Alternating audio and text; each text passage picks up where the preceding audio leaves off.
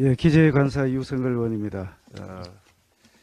작년도에 그 결산 결과가 발표됐습니다. 2022년 회계년도 결산 결과에 따르면은 국가 채무가 1,067조 7천억 원으로 GDP 대비 49.6%에 이른 것으로 확정이 됐습니다. 21년 회계년도 결산 970조 7천억에 비해서는 금액으로는 97조, GDP 대비로는 2.7% 증가한 숫자로 국민 1인당으로 따져보면 한 2천만 원 정도 되는 나라 빚을 안게 됐습니다.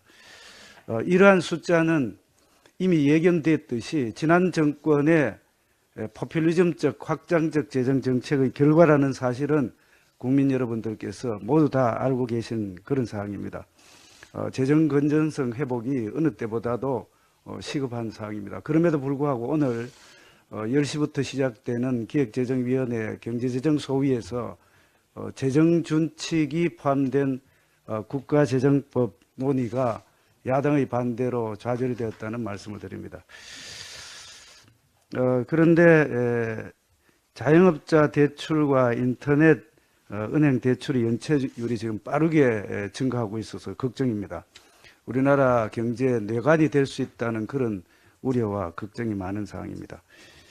그럼에도 불구하고 자영업자 대출 규모 잠깐 말씀을 드리겠습니다. 작년 3분기에 1,000조 원을 돌파한 이후에 4분기에는 1,019조 8천억 규모로 이루고 있고 연체율이 올해 1월 말 기준으로 해서 0.33%, 전월 동기 대비해서 한 2배 정도 이상 지금 증가했는 그런 상태입니다. 그만큼 경제 상황 또 금융시장이 불안하다는 그런 말씀을 드릴 수 있겠습니다. 이러한 상황인데도 불구하고 더불어민주당은 전 국민에게 1,000만 원을 저리로 대출해 주겠다며 또다시 퍼주기식 포퓰리즘 정책을 발표를 하고 있습니다. 이것은 경제의 기본 원리에도 맞지 않을 뿐더러 또 이런 정책을 내세우기보다는 재정준칙을 도입해서 재정 건전성을 확보해야 되는 그런 상황임에도 불구하고 민주당은 미래 세대를 생각하지 않고 포퓰리즘적인 당장의 정치적 이득만을 추구하는 행위를 이제는 그만둬야 될 때입니다. 오늘부터 국가전략기술 투자에 대해서 투자세액 공제율을 상향하는 이른바 K칩스법, 조세특례 제한법이 오늘부터 공포 시행이 됩니다. 기업의 활발한 투자를 기대합니다. 특히 국민 경제가 어려울 때 수출뿐만 아니라 내수를 이루고 있는 투자와 소비 진작을 통해서 지속 가능한 경제가 이룰 수 있도록 우리 국민의힘은 최선을 다하겠다는 말씀을 드립니다. 마약 관련돼서 한 말씀 드리겠습니다. 어제 정부가 마약범죄특별수사본부를 출범시켰습니다. 검찰, 경찰, 관세청, 교육부, 그리고 식약청, 서울시 등 유관기관이 참여하는 그런 대규모의 특별수사본부입니다. 2015년에 마약 청정국 지위를 상실한 이후에 작년에 역대 최악의 마약 사범 급증으로 심각한 상황에 이르고 있습니다. 작년의 경우에 18,395명의 마약 사범이 적발이 되었습니다. 최근에는 서울 한복판에서 불특정 청소년을 상대로 해서 마약 음료를 마시게 하고 돈을 갈취하려는 범죄까지 발생하는 그런 상황에 이르고 있습니다.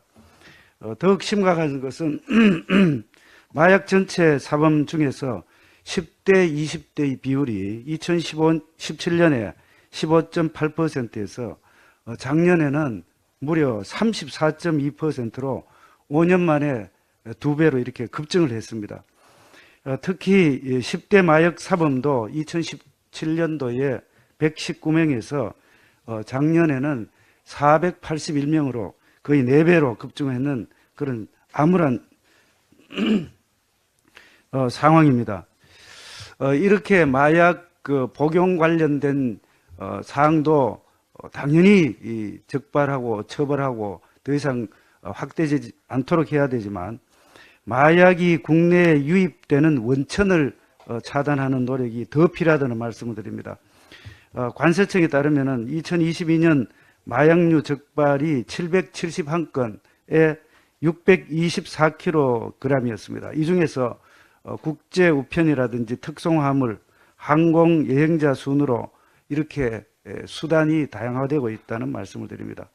앞으로 기획재정위원회에서는 또 국민의힘에서는 마약 사범과 관련되는 단속 인원과 예산 그리고 관련된 사항에 대해서 최대한 노력을 하고 또 앞으로 윤석열 정부에서는 마약 청정국으로 다시 지위를 확보할 수 있도록 최선의 노력을 다하겠다는 말씀을 드립니다. 이상입니다.